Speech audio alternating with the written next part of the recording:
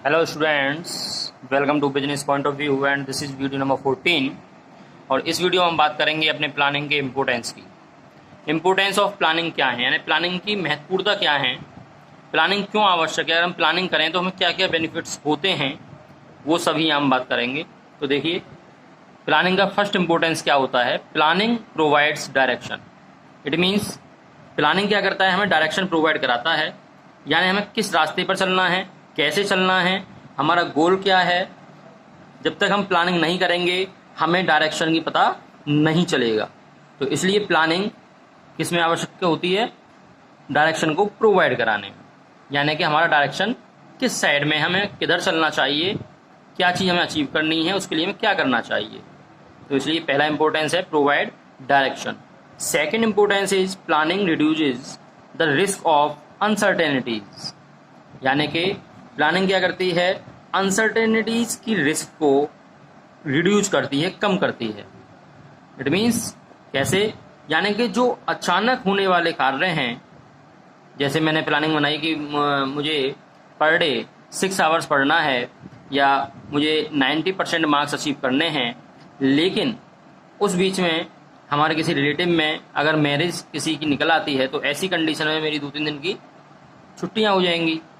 तो उन छुट्टियों के लिए भी मैंने अपना टाइम प्लानिंग के अकॉर्डिंग मैनेज किया गया होगा ऑलरेडी, कि हो सकता है कि ये चीज़ें जो अचानक होने वाली चीज़ें हैं वो आ जाएं, या किसी कारण से मुझे बाहर जाना पड़ जाए, या किसी कारण से मेरी पढ़ाई नहीं हो पाए, तो इस सिचुएशन में मैं अपनी जो पढ़ाई रह जाएगी उसको कवर कैसे करूँगा।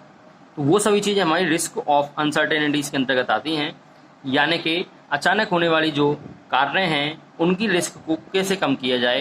तो ये सभी हमारी प्लानिंग के अंतर्गत भी होता है। यानी कि कंपनी या फैक्ट्री के अंदर अगर कोई कार्य हो रहा है और अचानक मान लीजिए मैंने गर्मी के लिए अगर मैं गारमेंट्स बना रहा हूँ और अचानक से 1 महीने के लिए अगर बारिश पड़ जाए, बारिश का मौसम आ जाए किसी कारण से, तो उस कंडीशन में क्या होगा। तो उसके लिए भी मैंने कुछ ना कुछ उपाय सोच रखा होगा, क्योंकि कुछ जगह पर मौसम परिवर्तित होते रहते हैं कुछ स्टेट्स में। ठीक है, so reduce the risk of uncertainties. And third importance of this planning reduce overlapping and wasteful activities. ये क्या क्या कहता है, प्लानिंग क्या करता है, हमारा रिड्यूस करता है ओवरलैपिंग और वेस्टफुल एक्टिविटीज को। यानी कि ओवरलैपिंग कौन सा होता है, यानी कि एक काम का बार बार होना। अगर हम प्लानिंग नहीं करेंगे तो कई बार ऐसा होता है, कुछ कार्य ऐसे होते हैं जो कि बार बार कर दिए जाते हैं, कई एम्प्लॉयज़ के द्वारा कर दिए जाते हैं। अगर मैं कंपनी में अपनी बोल दूं कि भैया आना है और एम्प्लॉय को ऐसे ये काम करना है, पता पड़ी कि 10 एम्प्लॉय ने वही काम को रिपीट करते हुए चले गए।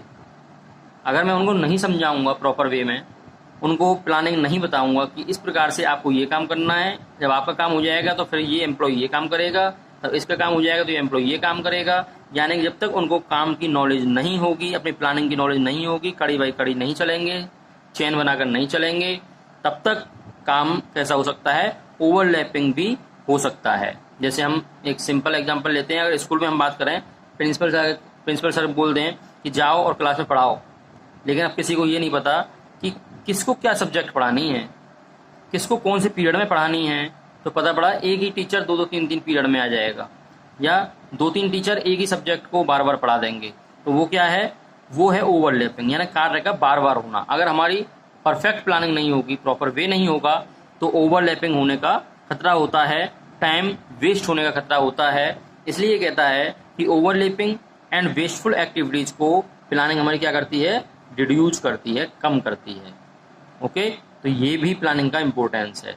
Next importance is planning promotes innovative ideas. Planning क्या करता है, कुछ इनोवेटिव आइडियाज को प्रमोट करता है। यानी कि प्लानिंग ये कहता है कि अगर प्लानिंग की हुई है तो व्यक्ति, एम्प्लॉयज, वर्कर्स अपना कुछ माइंड भी उसमें लगा सकते हैं, कुछ इनोवेटिव आइडियाज दे सकते हैं। और अगर उनसे कह दिया जाए कि भैया आपको काम ऐसे करना है, तो ऐसी कंडीशन में कुछ इनोवेटिव आइडियाज आपके नहीं हो पाएंगे। जैसे कि हम बात करते हैं कि अगर planning process forces managers to think differently and assume the future conditions, यानी कि प्लानिंग प्रोसेस क्या है, वो आपकी मैनेजर की थिंक के ऊपर डिपेंड करता है। अगर मैनेजर की थिंक डिफरेंट है तो आपकी फ्यूचर कंडीशंस जो होंगी उसके अकॉर्डिंग ही वर्क किया जाएगा। यानी कि मैनेजर अगर इनोवेटिव आइडियाज रखता है, क्रिएटिव माइंड का व्यक्ति है, तो ऐसी कंडीशन में जो आपके एम्प्लॉय होंगे, जो आपके वर्कर्स होंगे, वो भी इनोवेटिव आइडियाज रखेंगे। यानी प्लानिंग क्या करता है, इनोवेटिव आइडियाज़ को प्रमोट करने का पूरा कार्य करता है। And planning facilitates decision making. Planning क्या करता है, डिसीजन मेकिंग की फैसिलिटी भी प्रोवाइड कराता है। जब तक प्लानिंग नहीं होगी हम कोई भी डिसीजन को नहीं ले सकते हैं। ये आप जानते हैं, विदाउट प्लानिंग डिसीजन नहीं लिया जा सकता है। डिसीजन मेकिंग हमारा डिपेंड ही किसके ऊपर करता है, प्लानिंग के ऊपर करता है। जब तक प्लानिंग हमारी परफेक्ट नहीं होगी तब तक डिसीजन मेकिंग भी नहीं हो पाएगा। यानी planning helps the managers to take various decisions. यानी कि प्लानिंग की सहायता से ही मैनेजर्स आसानी से किसी डिसीजन को ले सकते हैं। ओके, जैसे अगर मैंने कोई डिसीजन लिया है कि मुझे 90% मार्क्स अचीव करने हैं, ये मैंने डिसीजन लिया है, तो लेकिन इसके लिए मुझे प्लानिंग करनी भी आवश्यक होगी। क्योंकि जब तक प्लानिंग मेरी नहीं होगी तो मैं 90% मार्क्स अचीव कर लूँगा क्या? नहीं। मैं बैठे बैठे सोचता रहूँ यार 90% माला जपता रहूँ तो काम हो जाएगा क्या? नहीं होगा। इसलिए सबसे पहले प्लानिंग आवश्यक है। प्लानिंग के बाद ही मैं डिसीजन ले सकता हूँ। And next importance, planning established standard for controlling. देखिए प्लानिंग क्या कहता है, ये कंट्रोलिंग करता है किसके लिए, स्टैंडर्ड को एस्टेब्लिश करने के लिए। स्टैंडर्ड को एस्टेब्लिश करने के लिए कंट्रोलिंग करता है।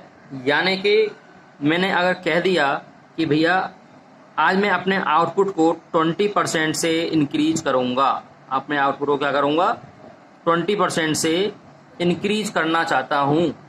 ऐसी कंडीशन में मान लीजिए मेरा केवल 10% ही इंक्रीज हो पाता है आउटपुट, और जब आउटपुट का रिजल्ट आया तो कितना इंक्रीज हुआ, 10%। इट मीन्स 10% इंक्रीज नहीं हुआ, क्योंकि मुझे करना 20% था, लेकिन इंक्रीज कितना हुआ, केवल 10% हुआ है। अब मैं ये देखूंगा कि वो जो 10% बकाया रह गया है वो किसकी कमी से रह गया है, कहाँ पर ऐसी कमी हुई है कि जिसके कारण से मैं 20% जो इंक्रीजिंग आउटपुट था उसको मैं अचीव करना चाहता था वो नहीं हो पाया। जैसे मैं 90% के लिए मेहनत की, लेकिन 90% में नहीं आ पाए, 80% ही मार्क्स मेरे रह गए हैं। इट मीन्स मैं देखूंगा ये 10% जो मार्क्स रहे हैं ये क्यों रहे हैं, इसके लिए मैंने कौन सी मेहनत नहीं की है, मैं 4 घंटे कहाँ नहीं पढ़ा हूँ, कौन सब्जेक्ट मैंने छोड़ दी है, कौन सब्जेक्ट पर विशेष फोकस नहीं किया गया है। तो ये सभी आपकी होती है कंट्रोल करना। यानी कि एक स्टैंडर्ड को मेंटेन करने के लिए जो कंट्रोल किया जाता है, जो नियंत्रण किया जाता है, उसी चीज़ को हमारी प्लानिंग क्या करती है, एस्टेब्लिश करती है कि जो कमियां रह गई हैं उन कमियों को आप कंट्रोल करें और कंट्रोल करके उन पर उन्हें वर्क किया जाए। तो ये भी हमारा प्लानिंग की तरह ही, प्लानिंग की वजह से ही संभव हो पाएगा। तो ये आपके थे इम्पोर्टेंस ऑफ प्लानिंग। देखिए प्रत्येक सिक्के के 2 पहलू होते हैं आपके, अगर हेड है तो टेल भी होगा और टेल है तो हेड भी होगा। यानी कि अगर प्लानिंग में कुछ अच्छाइयाँ हैं तो कुछ बुराइयाँ भी होंगी।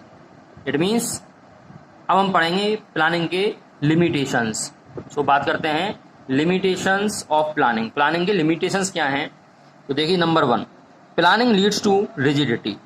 प्लानिंग क्या है, आपकी रिजिडिटी को लीड्स करता है। यानी कि प्लानिंग बड़ी बड़ी कंपनियों में क्या होता है, जो मैनेजर्स होते हैं वो अगर प्लानिंग उन्होंने कर ली तो उस प्लानिंग को समय समय पर बदल पाना बड़ा ही कठिन हो जाता है, संभव नहीं हो पाता है। अगर प्लानिंग को बार बार चेंज किया जाएगा तो उसके लिए बहुत सारी एक्टिविटीज उनको परफॉर्म करनी होंगी, जिससे टाइम वेस्ट होगा। तो इसलिए कहता है प्लानिंग क्या है, रिजिडिटी होता है, यानी कठोर होता है, उसको बार बार हम चेंज नहीं कर सकते हैं। एक बार प्लानिंग बना दी तो उसी के अकॉर्डिंग वर्क होगा। अगर कहीं थोड़ी बहुत चेंजिंग की आवश्यकता पड़ेगी समय के अनुसार तो उसको किया जाएगा, लेकिन अगर ज़्यादा चेंजिंग की प्लानिंग में आवश्यकता पड़ती है तो वहाँ पर हमारी प्लानिंग फेल हो जाएगी और टाइम वेस्ट होगा और नेक्स्ट प्लानिंग को बनाने में भी टाइम लगेगा। And second limitation, planning may not work in dynamic environment. ये कहता है कि प्लानिंग आप डायनामिक एनवायरनमेंट में नहीं कर सकते हो। डायनामिक एनवायरनमेंट में प्लानिंग बिल्कुल नहीं हो सकती है। डायनामिक एनवायरनमेंट मीन्स ऐसा एनवायरनमेंट जो हर समय पर बार बार चेंज होता रहता है। जैसे आपने देखा कि अब कोरोना काल चल रहा है, कोरोना के समय में लॉकडाउन बार बार लगा दिया जाता है। कभी 10 दिन का लॉकडाउन लग गया, कभी 15 दिन का लॉकडाउन लग गया, कभी 5 दिन का लॉकडाउन लग गया, कभी 2 दिन का लॉकडाउन लग गया। तो ऐसी सिचुएशन में आप प्लानिंग नहीं कर सकते किसी भी बिजनेस की, क्योंकि आपको नहीं पता कि अभी आगे फ्यूचर में क्या होने वाला है, कितने दिन का लॉकडाउन हो जाए। तो इसलिए ये कहता है प्लानिंग में not work in dynamic environment, यानी कि डायनामिक एनवायरनमेंट में प्लानिंग सक्सेस नहीं होती है। जहां एनवायरनमेंट चेंज होता रहता है समय समय पर, वहां पर आप प्लानिंग को सक्सेस नहीं कर सकते।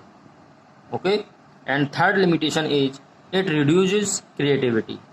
ये कहता है जो क्रिएटिविटी होती है उसको रिड्यूस कर देता है प्लानिंग।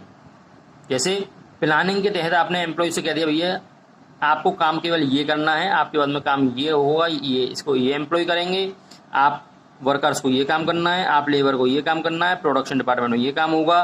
तो वो लोग क्या करते हैं, केवल अपने डिपार्टमेंट से ही मतलब रखेंगे। दूसरी कंडीशन, अपने डिपार्टमेंट से मतलब रखने के साथ साथ वो केवल अपने डिपार्टमेंट में उतना ही काम करेंगे जितना काम उनको बोला जाएगा, यानी कि वो अपना माइंड 1% भी यूज नहीं करेंगे। क्यों नहीं करेंगे? क्योंकि उनको ऑलरेडी प्लान कर दिया गया है, प्लान बता दिया गया है कि ऐसे काम करना है। तो इसलिए ये क्रिएटिविटी को क्या कर देता है, रिड्यूस कर देता है, यानी क्रिएटिविटी को कम कर देता है। Next is planning involves huge cost. Planning के अंदर एक अधिक मात्रा में कॉस्ट लगाई जाती है, क्योंकि जब प्लानिंग की जाती है तो बड़ी बड़ी कंपनियों में, छोटी मोटी की बात नहीं कर रहे हैं हम, बड़ी बड़ी कंपनियों में जब प्लानिंग की जाती है तो उस पर खर्चा भी अधिक होता है। Okay, and next is it is a time consuming process. ये क्या है, एक टाइम कंज्यूमिंग प्रोसेस है। प्लानिंग बनाने में काफ़ी समय लगता है। ऐसा नहीं है कि छोटी सी प्लानिंग है, आपने बना दी, आपने कह दिया मुझे 90% मार्क्स लाने में डेली 5 घंटे पढ़ूंगा, बन गई प्लानिंग।